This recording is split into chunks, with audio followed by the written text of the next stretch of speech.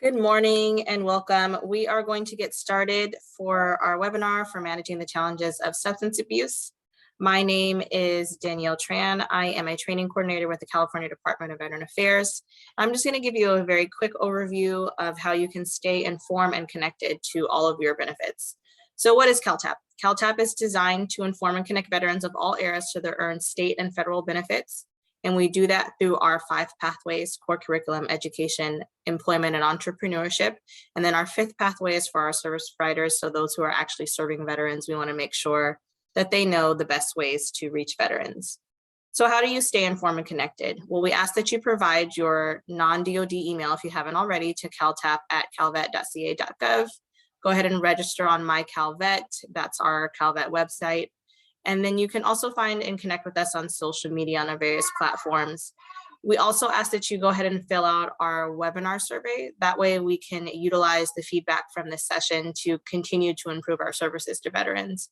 And so again, I'm just going to go over briefly of where you can get the access and some of the information here. Here's those pathways I mentioned. You can find all of the information on your state and federal benefits there in the core curriculum pathway.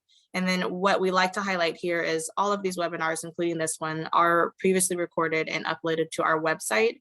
So at any time, if you'd like to get detailed information on what your benefits are, you can go ahead and do so via our website. So here's just a brief snapshot of your benefits. And again, we ask that you go ahead and look at our previous recorded webinars or go ahead and sign up for a webinar in the future to learn more details about these benefits. You can also learn more information in the Veterans Resource Book. You will be able to get this in the chat. One of our training coordinators on the other end will go ahead and supply that for you there. But again, this is just a wonderful resource for you to get access to a great information for you as a veteran living here in California. We also strongly encourage you to stay connected with va.gov. They are often changing and updating the information as it pertains to your healthcare, your disability, and your benefits and your records. And so this is the main place where your benefits are coming from. So we always strongly encourage you guys to stay connected with that as well. So again, if you have any more questions or you'd like to follow up on some of your state benefits, please feel free to reach out to me directly. There is my email, or you can call our 1-800 number and one of our CalTAP training coordinators will go ahead and answer that for you. With that, I'm going to turn it over to Annette. She is your local interagency network coordinator, and she's going to talk about what she does for veterans in California.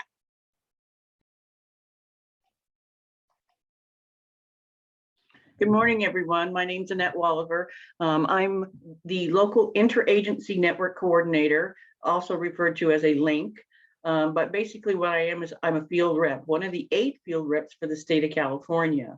And we work with state and federal agencies to ensure that veterans get connected to their benefits.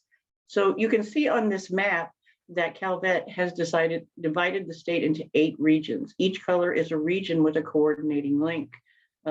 We work as a team together with the different resources, but we work within our own communities to build up an additional network of services and providers. So I'm the one in the Central Valley. I cover 8 counties representing about 144,000 veterans and also active duty service members, Guard and Reserve as well. And and so we all work together as a team because we all also have our different specialties. We have people who are in one links is in the reserve. We have people who've been in government offices, retired military, attorneys. So we all have different skill sets so we can help each other out. Next slide, please. So what we do is we provide outreach to service members, veterans, and their families. In fact, this afternoon, I'm going to be doing a presentation at Lemoore Naval Air Station so that we can have active duty service members aware of their benefits before they even separate. And then we make referrals and work directly with established service provider networks by building those community resources with the Veterans Employment Committees, the collaboratives, and the nonprofits. We come up with those additional resources for veterans to have. And then we assist with local emergencies. A year and a half ago, I was actually deployed to the Tulare County LAC Local Assistance Center because I was helping evacuees from the SQF fires. Also, I assisted with the Creek Fire evacuees here in Fresno. But while I was in Porterville over a period of 3 weeks, some veterans not only lost their properties, but also all their paperwork. And that DD Form 214 is your gateway to benefits. So make sure that you have a copy handy or some place that you can get to it. But by working with the County Veteran Service Office, we were able to secure copies of their DD Form 214. And then also working with Calvet home loan agents, could receive a certificate of eligibility so they could go forward with a Calvet or a VA home loan. And if they did have a Calvet home loan, we were able to assist them with the insurance paperwork. Currently, S8 links are assisting headquarters. So all the calls that go into 1-800-CALVET are being forwarded to our areas. So whether I get a call from Klamath Falls or San Diego, because I know the state and federal resources, I'm able to assist them.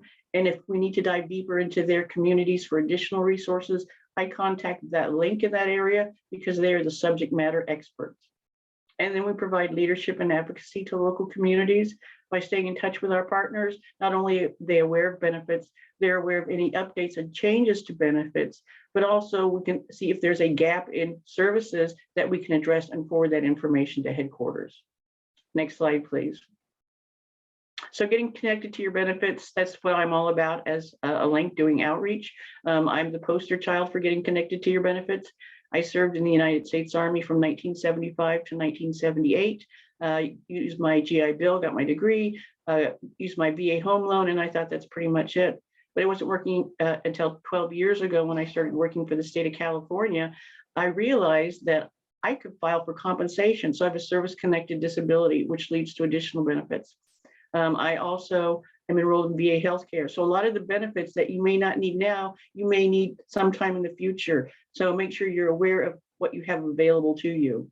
For employment and training, the Employment Development Department actually has dedicated staff that are working solely with veterans to get them either resumes, interview skills, or just getting them connected to employers and employment. And then they're co-located in the America's Job Centers of California's.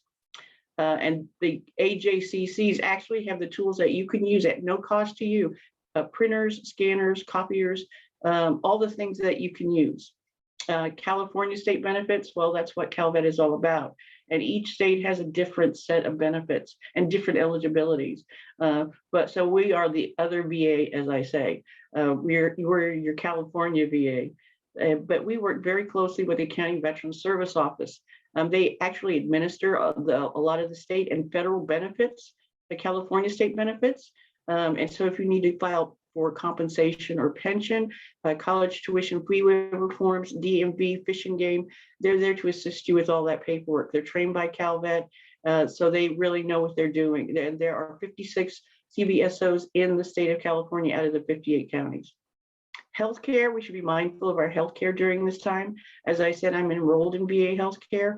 My appointments the last 2 years have been through telehealth and VA Connect. So it's a very good way to stay in touch with your medical providers, and you don't even have to leave your house. If you want to enroll in VA healthcare, you can do that either online or you can call the local VA clinic or hospital and ask for eligibility, and they may be able to do that over the phone, as well as the vet centers are there. Next slide, please. So this is my contact information. If you remember nothing else, remember this. If you have any questions whatsoever, I would be very happy to assist you, and thank you for your service.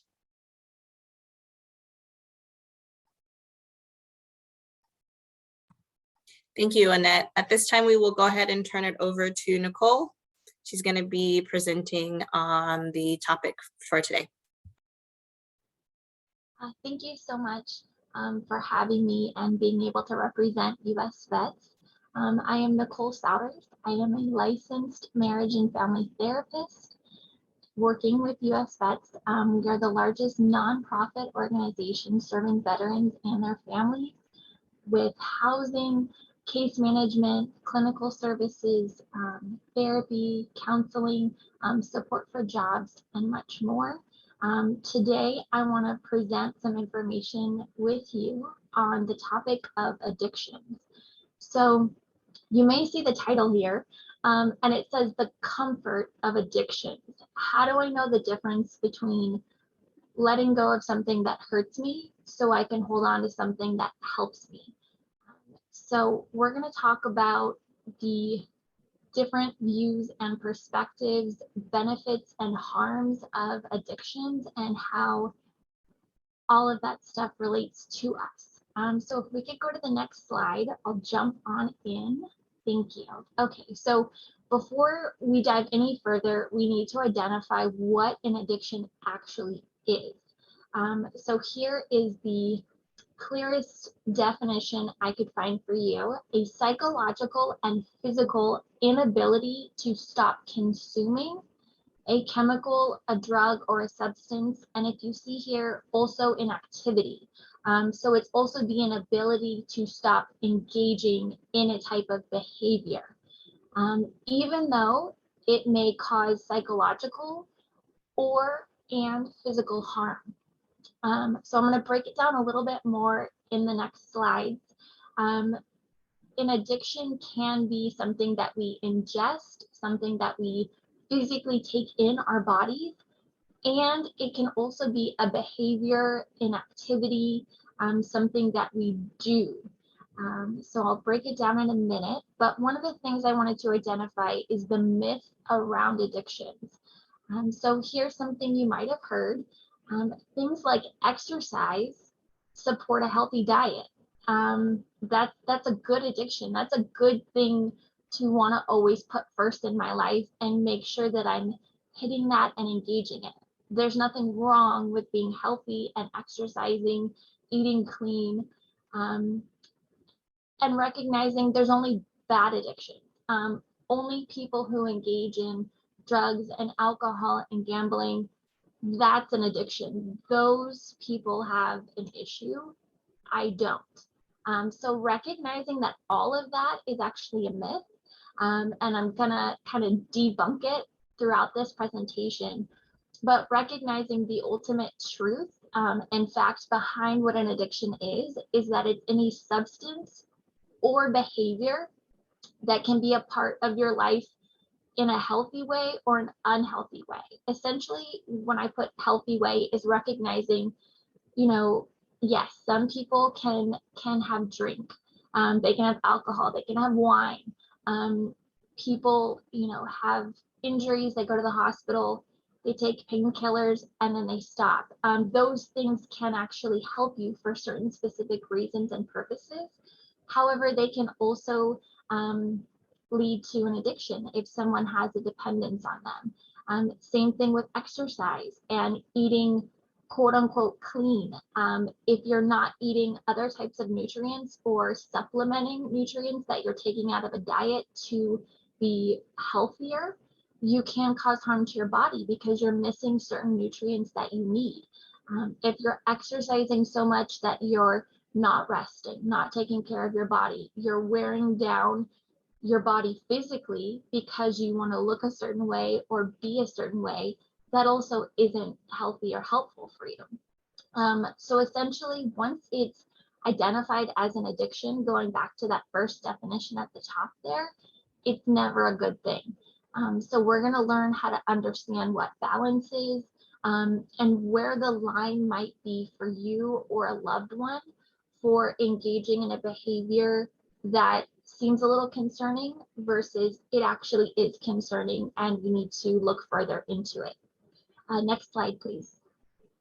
Okay, so you've already heard me identify two different types of addictions. So we have substance addictions and then we have process addictions. Substance addictions are anything that we gain a tolerance for within our body. It's something that we ingest with the hope of a desired effect. That effect is it makes us feel better, it helps us feel lighter, it helps us forget the stress of the day. It just has something that it does chemically to our body. Although we may not be thinking in the moment after you have a couple drinks at happy hour with your friends after work, oh my gosh, this feels so amazing. I can feel the chemicals getting better and the endorphins flowing. We usually don't think of it that way. However, that is part of what is happening. Now, when we go to process addictions, it's recognizing that the term process is identifying that these type of addictions are behavioral addictions. These are not necessarily something that we're going to ingest into our body like we would with a substance that creates a chemical reaction. Instead, these are behaviors, engagements that actually do create a similar chemical reaction after they are repeatedly done and engaged in. And I'm going to break it down a little bit further. So next slide, please. Okay, so just quick 101 examples of substance addictions in case you're not familiar with them or you didn't know. These are all different types of substances that can be addictive. Alcohol, tobacco, opioids, which are like prescription drugs, is in that category. So I did mention, for example, if somebody had an injury or they had a surgery and they were given painkillers, but maybe over time they continue to use them, it's recognizing that ingesting of that type of drug, although it was initially meant to help alleviate the pain and work through the rehabilitation to be off of the medication at some point, it can become an addiction in which you're still getting the benefit of not feeling the pain or feeling comforted by that medication. And then there's another list of them on the right-hand side. But if we could go to the next slide, I'm going to break down what process addictions are. So here you might see some surprising ones. They may not be surprising, you may know some. So we have eating disorders, and the italicized are the different types of eating disorders. There's actually more than just anorexia and bulimia. We also have binge eating and night eating syndrome. We have sex and pornography, plastic surgery, seeking out pain. So anyone that might engage in a type of self-harm that could look like burning, cutting, anything that creates a physical cut or pain or injury in your body, that is something you can become addicted to.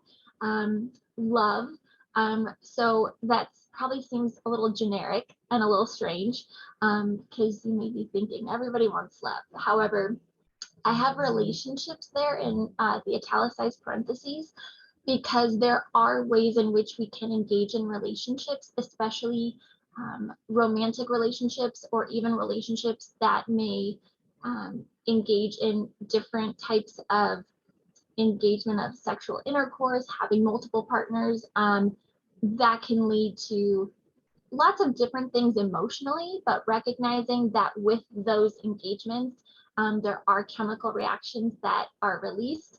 And once we throw in chemical reactions, whether it's a process or a substance, that's when we start getting our psychological dependence and kind of need in there. And I'm going to break that down a little bit further, but I want to identify these first to help give you a good understanding of what could be an addiction, or just kind of gauging behaviors that you engage in, types of substances that you ingest, or if you're thinking of a loved one or a friend. On the right-hand side, we have shopping, work, spiritual obsessions, exercise, also known as orthorexia, gambling, internet, video games. And I just want to mention too, I don't mean to say that if anyone engages in any of these things, there's something wrong with them, or they're going down a bad road, or they're gonna have an addiction. Same thing with substances. You may drink, you may use other types of substances. That doesn't necessarily mean you are an addict or you're going to have an addiction, but it's recognizing that if you're engaging in certain things and your frequency increases, your need and intention for wanting to engage or use that becomes frequent, and other things are happening in your life, and you're feeling stressed and overwhelmed, it may be a time just to kind of be aware of that. If we could go to the next slide, please. Okay, so what do substance addictions and process addictions actually have in common? So this is kind of where I've been leading to in the former slide. All of us, especially, I'm just going to say by the time we're teenagers and adults, you have a lot going on in life. You have work, you have school, you have extracurricular activities, you have family, you have responsibilities. There's a lot as you get older that weighs on you. You have a lot you have to take care of, and the deeper and more successful that you get in life, the more you have to take care of. And I'm sure all of you know that, either having been in the military, still are, or have a loved one, you recognize the demands and needs of self-sacrifice.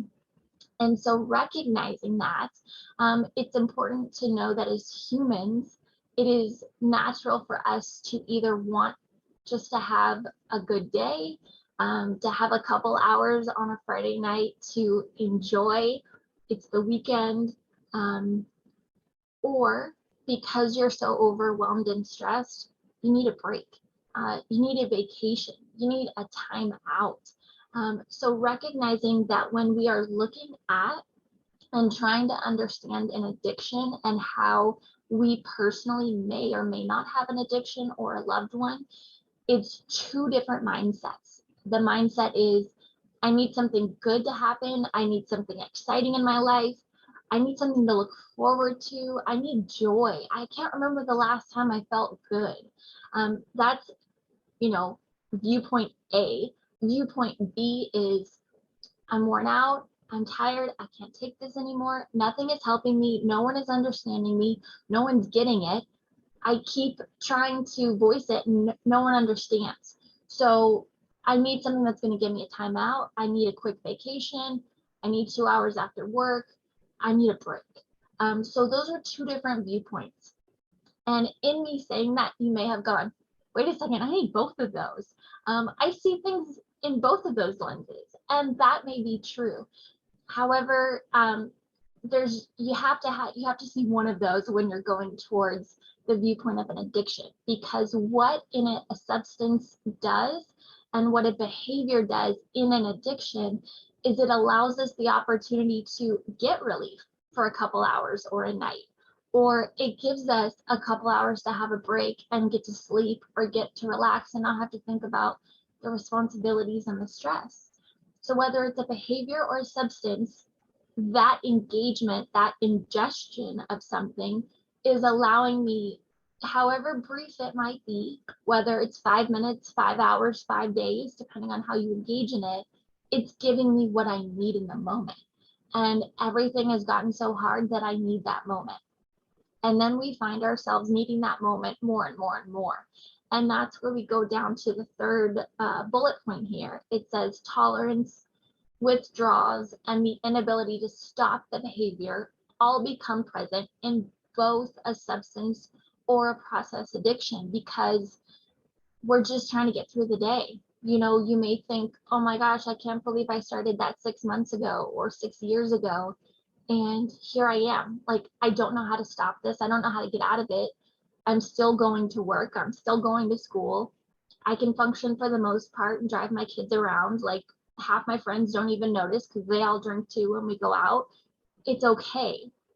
But it's recognizing that as difficult as that thought is, that questioning, understanding where you are in your life, if you can, look at the functioning in which you engage. Look at how present you are throughout the day when you're not on it, or do you actually need to have some of that to make it through the day?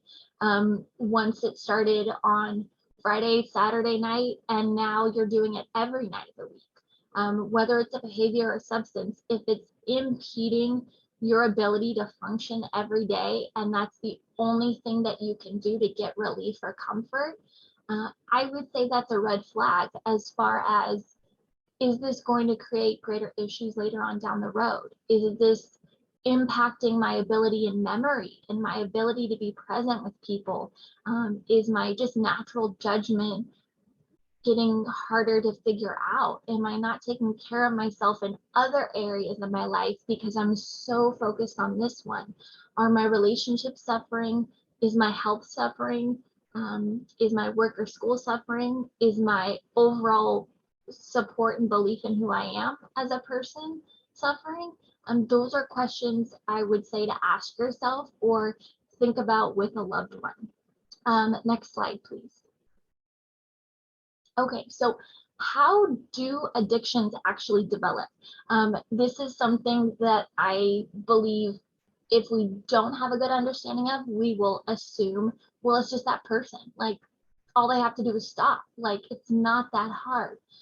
The incorrect belief of that and the fallacy of that is it's not easy to stop engaging in a behavior. It's probably not even something you're trying. You want to stop engaging, especially if it's creating a level of harm at some point. Any of the things I just mentioned, as soon as that comes up, you're going, okay, can I slow this down? Can I not do this? Is it really impacting my work? How are my relationships? People who engage in addictions, I'm going to say at some point in time, every person will want to stop or question, why can't I get something else? Why can't I feel better? Why do I have to engage in this or ingest this? And now I have all these negative side effects as a result of it. An addiction, because it connects to our chemicals in our body, and it does create a level of psychological and physiological dependence that reaches a point in every person where it goes too far and your will is not as easily able to access 24/7 as it once was before you engaged in a substance or a behavior. And it's not to say that people who have addictions or engaging in behaviors are quote unquote weak. Someone who doesn't understand what an addiction is might say that, but it has nothing to do with weakness. They're literally fighting a whole nother layer of chemical and physiological dependency and difficulty that is not easily accessible to say, don't do it. It doesn't work that way. It's not that easy. Also because when you get a little bit deeper in the understanding of an addiction and how it impacts us, it's recognizing that the majority of the time in engaging in a behavior or ingesting a substance with an addiction was to look for something enjoyable, have a euphoric feeling, or get a break from the stress of life and need a mental, emotional vacation. So when your intention is something good or helpful for yourself, it's really hard to say, oh yeah, don't do that. No, because that may be the only thing that I have or the only thing that feels like I have at this point in time.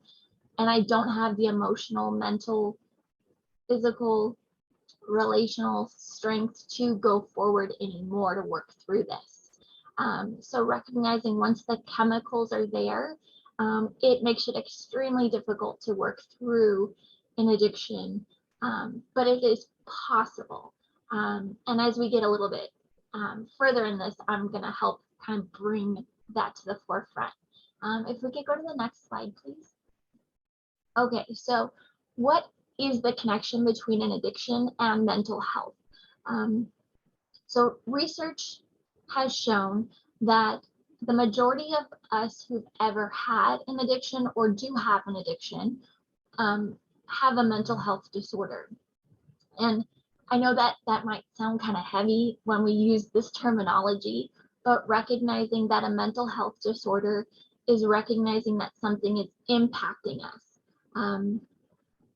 The circumstances of our life from whenever that first moment that you felt sadness, difficulty, struggle, fear, anger, you know what negative and positive emotions are. So you recognize how anxiety and depression and other things can happen. But it's also recognizing that kind of hard to, if we went back, we won't. And I showed you those two lists of substances and engagement. I don't know a single person who's never, you know, either I say this carefully, if they haven't tried a substance, have they never engaged in a behavior of the processing? Have they never gone shopping? Have they never exercised? Have they never eaten food or not eaten? In some way or fashion, us as people have all understood the mechanics behind the things that could lead to an addiction. And so here I want to address the mental health, relational, emotional aspects that impact us as humans and how that can kind of make it a little bit difficult. If we could go to the next slide, please. Awesome. Okay, so what does co-occurring mean? In terminology, psychology, we would say it's a comorbidity. It's a dual diagnosis. And you might be like, what? Okay, what? So what it's saying is you have more than one difficulty fighting you. You have more than one adversity mentally, emotionally, relationally, physically coming at you outside of everyday life. So it's a lot.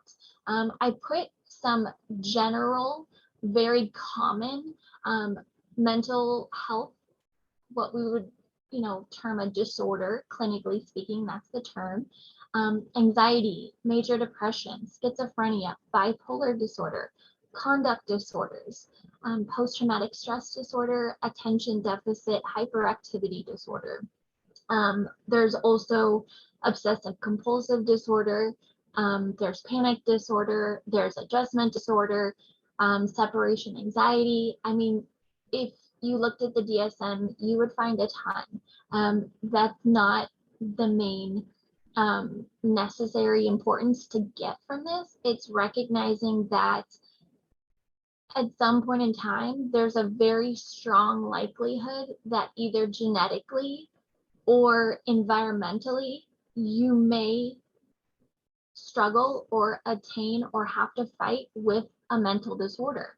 And I did mention adjustment disorder. So I don't have it here, but just for an example, an adjustment disorder is after a certain period of time, you're adjusting to something and it's difficult, and it can lead to and create the same symptoms and experience as someone with anxiety or major depression, but maybe the amount of time in which you suffer from that disorder lasts maybe 5 months because something in your life radically happened that you had to adjust to. It could be work related, it could be the loss of a relationship or someone, but recognizing those types of things can happen to us a lot more naturally maybe than you might see someone who has post-traumatic stress disorder. That may not be as common, but just because it isn't as common of a disorder doesn't mean it isn't significant or impacting someone. If we could go to the next slide, please. Okay, so this is a little bit what I was getting into, but recognizing there are two main things that create or allow us to develop a mental health disorder. So the first one is the influence of our genetics. So recognizing that there are a good amount of mental health disorders that you can sort of inherit from your family, and it doesn't necessarily have to be directly from your mom or dad, but if your mom or dad carry a certain trait and you have an aunt or an uncle, a brother or sister, those can also show you how it's still in your genetic genes from your different families. So also the second factor is going to be external things. So lots of stress, trauma, any type of abuse, physical, sexual, emotional, psychological, spiritual, that's all different types of abuse. Living in combat, a war zone, an unsafe environment. So recognizing as well, unfortunately, there isn't I say unfortunately, fortunately, because it depends on how you view it, unsafe environment, living in a war zone. Yes, I mean those as a blanket statement. And in fact, if you're in combat, that's difficult.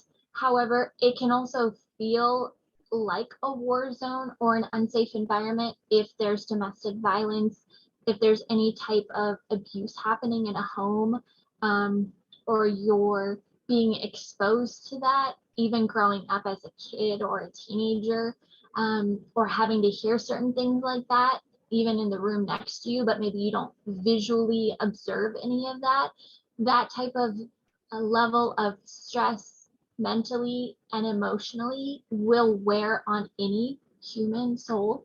So recognizing that we sometimes think, oh, but that was in my past, or I survived it, I'm alive, it's okay.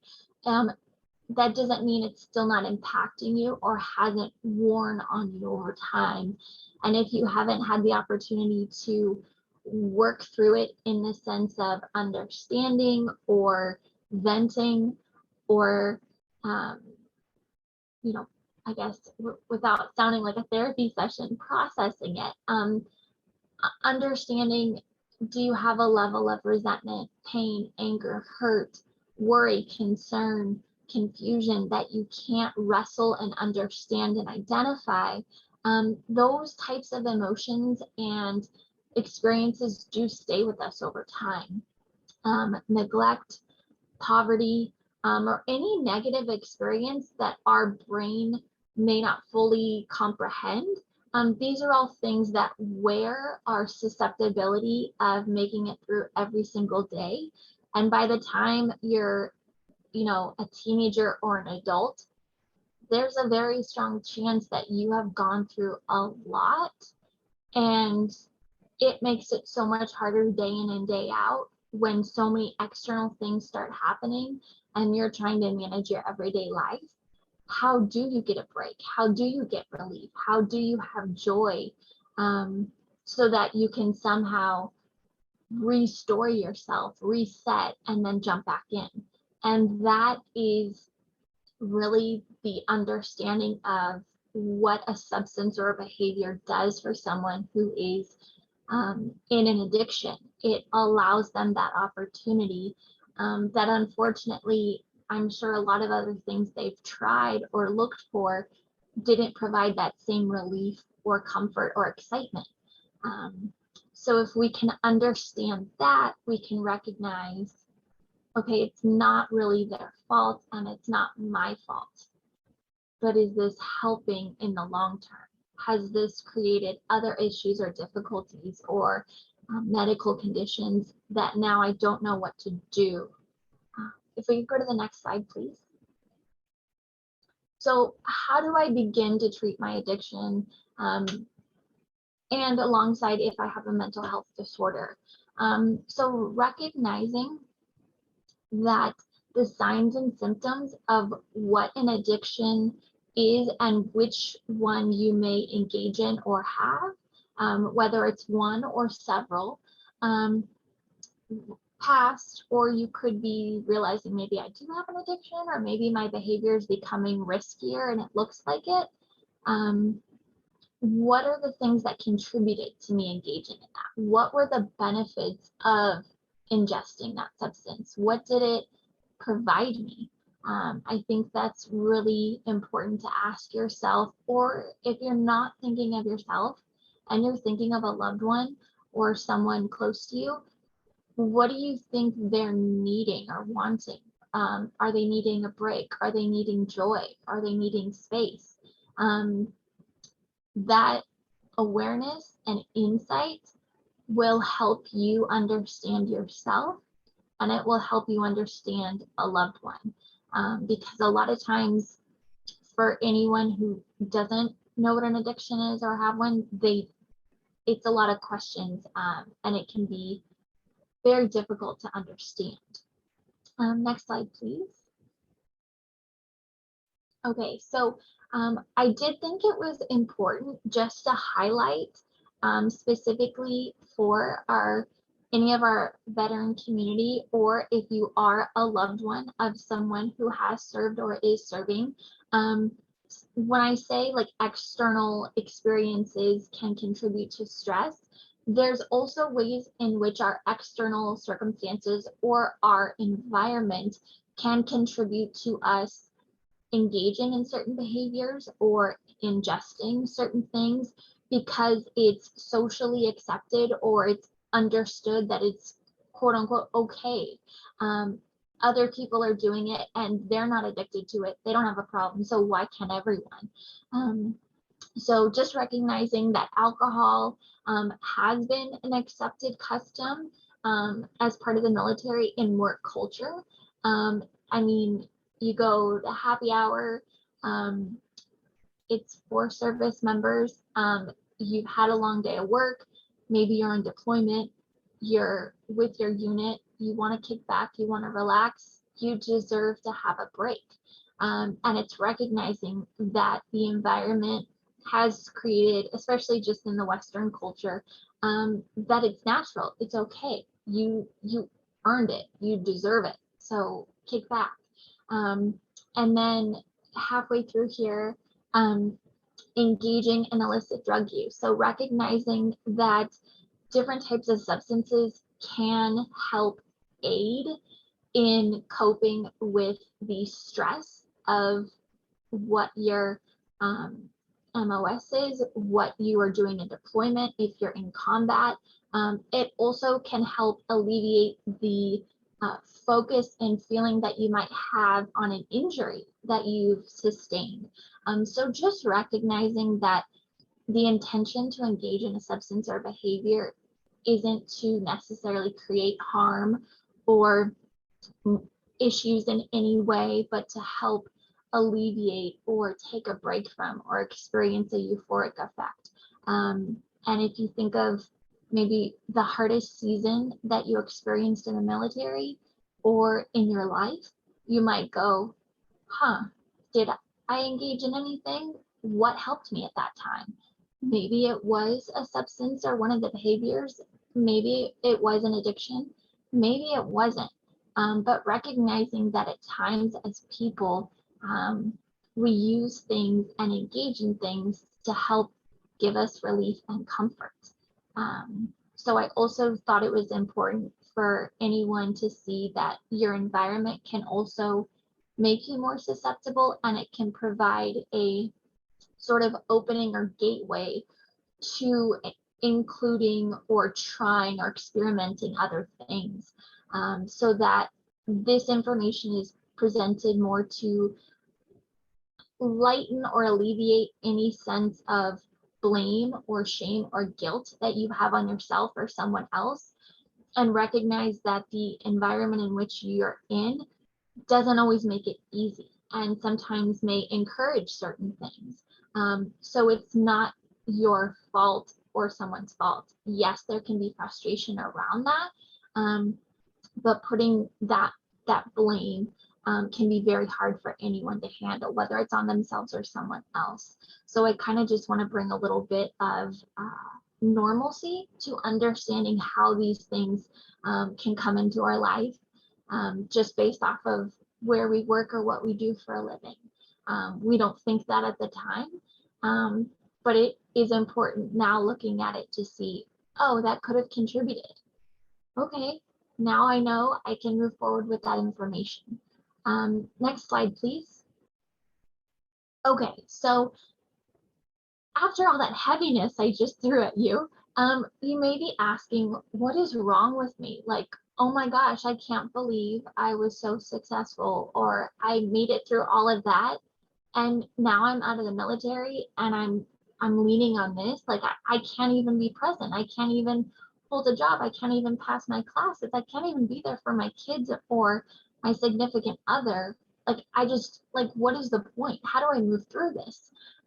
So if for some reason you've gotten to that point, or that's been creeping in and out, or you know someone that's at that point, just please look at this screen and hear my voice. You're a human. Unfortunately, depending on how you look at it, we're not perfect. That's not how we were designed.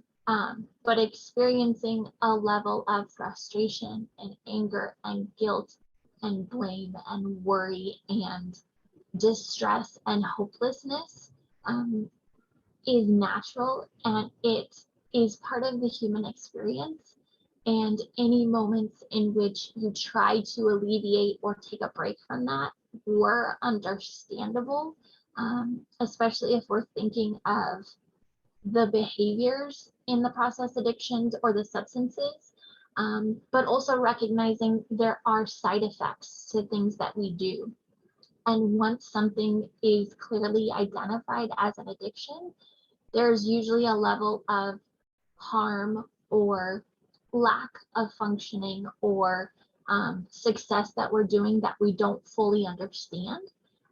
So that's kind of why I put this up here, to also see that it's natural to get to this point. Is staying in this point in your life permanent? No. Can you recover from an addiction? Can you peel the layers of things and understand and identify where things are now and where you want to be or where you were and how to get to a better place? Absolutely. Is it easy? No. And I'm sure you know that it's not easy, because you wouldn't be here today or see a loved one today and think, how did they get here? Is it ever going to get better? Yes. But as you know, life sometimes gets harder as we get older. So it's important for us to learn and understand and perceive things in a way so that as we get more knowledge and experience in life, we can combat the things that are attacking us, our family, whether it's internal or external. Next slide, please. Okay, so this is one of similar to the slide that I presented at the very beginning with the myth and the truth of addictions. It's really important to recognize relapse prevention is not a clearly defined, once you start at A, you're going to end up at Z. You go right through the alphabet, all the steps. It's beautiful, it's perfect, and you got this. Yes, you got this, but it's going to be difficult. It is going to be excruciatingly painful, emotionally, mentally, physically, relationally. And I don't say this to discourage anyone from addiction. I say this to bring normalization and actuality and understanding to the forefront, to recognize that if your life has led to a place where you have engaged in substances or behaviors to get a break or get a level of enjoyment, you also deserve to live your life without having to be dependent on something that now has control over you and is creating negative side effects for you, whether that's relationally, medically, emotionally. So knowing that recovery is completely possible regardless of the addiction. Each type of addiction, whether it's a process like a behavior or a substance, is going to have a little bit of a different approach. And I say that because just, quickly, for example, with a substance addiction for alcohol, you don't need, someone might argue, but this is proven medical, you do not need alcohol to survive life. It isn't like water or food. It may seem like it at times, but it is not. You can survive your life without ingesting alcohol. Now, if I'm talking about someone who has an eating disorder and I say, okay, well, all we have to do with this addiction is cut it out. You just don't need food anymore, or you just don't need to have this. It's not easy. You can't, it's not an all or nothing sort of thing with food like it is with alcohol. You cannot abstain from nutrients. You need that to survive.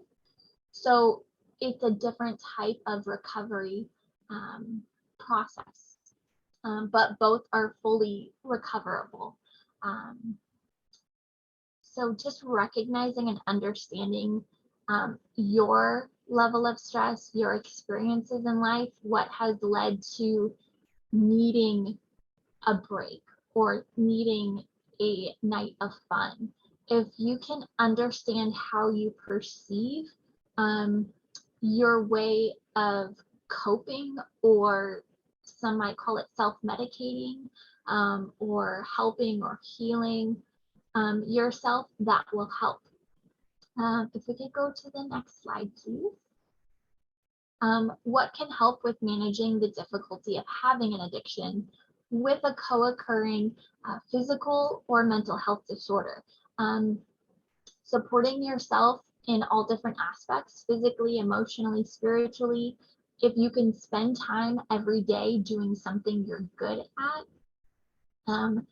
if it's an engagement that is a exercise, for example, if you have orthorexia or you're addicted to exercise and you can only see exercise as the one thing you're really good at because maybe you lift and bike and go to the gym and work out 3 to 6 hours a day and you're a beast, you're amazing.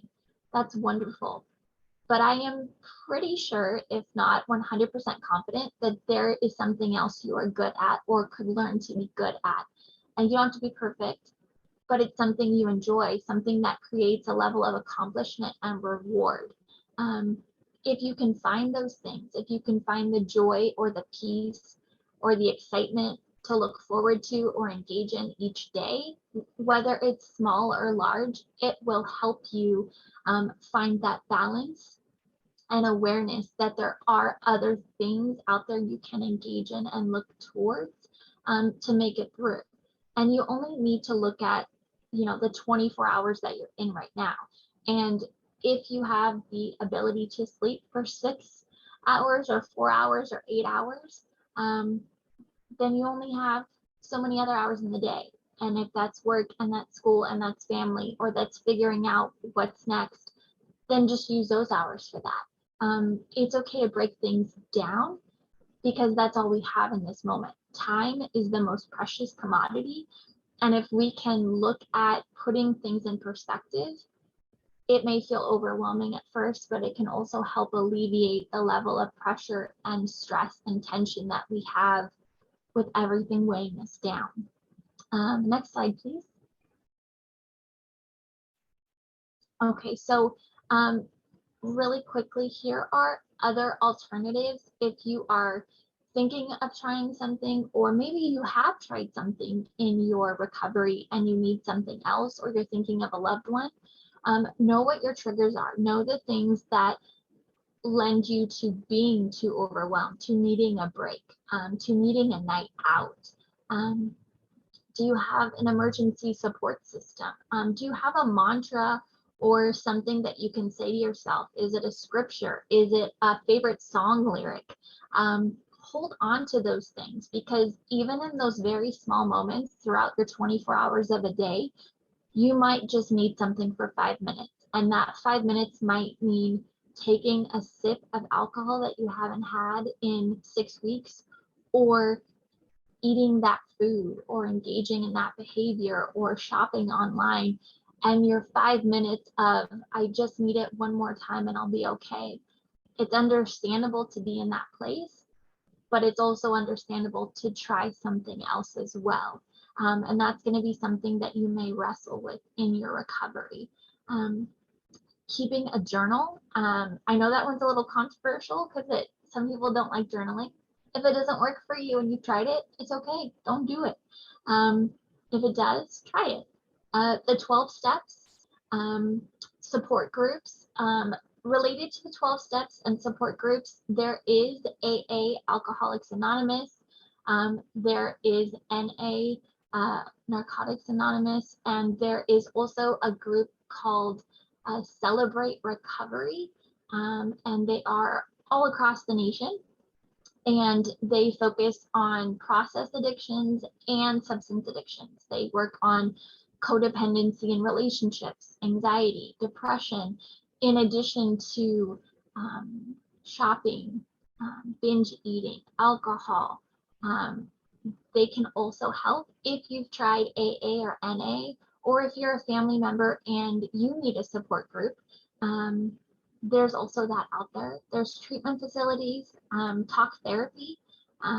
If you've ever thought about going to a group and seeing how that feels, maybe trying one-on-one with a therapist.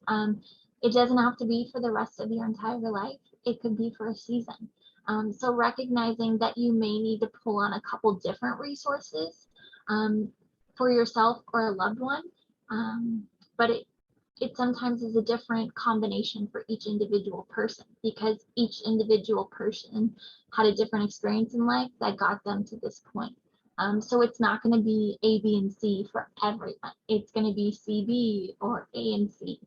I don't know if we have another slide or if that's the last slide. Oh, perfect. Okay. Thank you so much for being present today. I hope that this information was helpful from all of us here on this webinar. Take care. Thank you so much, Nicole. Thank you. We really appreciate you joining us today and presenting all of that wonderful information.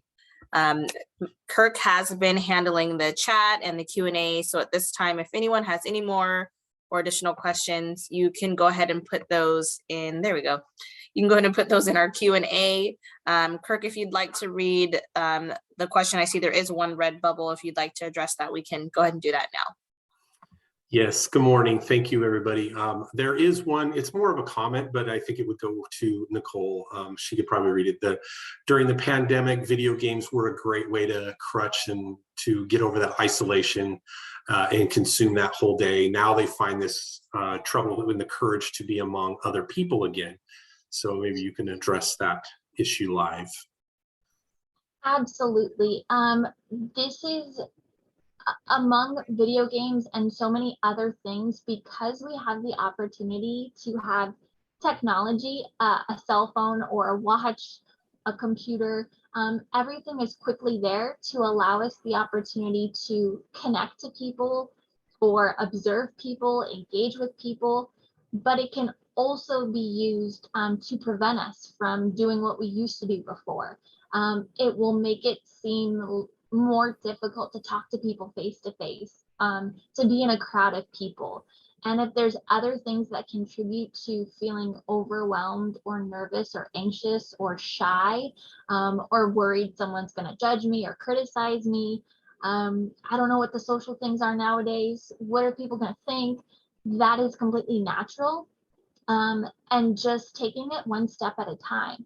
I think if you've recognized that some type of behavior engagement was something that was your go-to, and maybe there's moments where you're like, do I want to go out tonight? No, I think I'm gonna stay home and just talk to my friends and play a game. That sounds really relaxing. That's okay, that's understandable.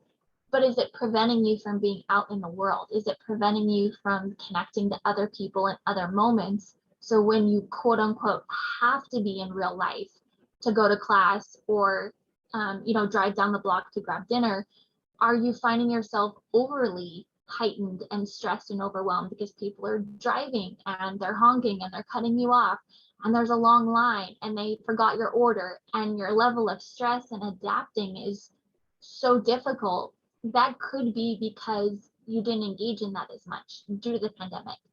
You were inside. So giving yourself that grace to just slowly work on that. It doesn't mean you have to suddenly cut it cold turkey, but be aware of how that contributes to it.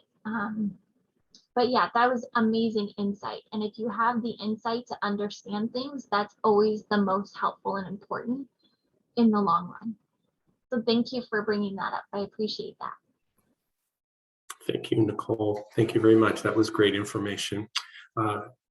We don't have any more questions. If anybody does, please go to the Q&A tab. We would ask, if you do have any questions, try to keep them as generic and unpersonal questions. If you do have any, we would like to keep them, simplified. If you do have a question that is relative to you, that's personal information or specific to treatment plans, please reach out to one of us individually, specifically Nicole or anybody on the Calvet team, and reach out to us if you have any questions that you would like answered individually in a private setting. That's it. We have Danielle. Thank you. Thank you, Kirk.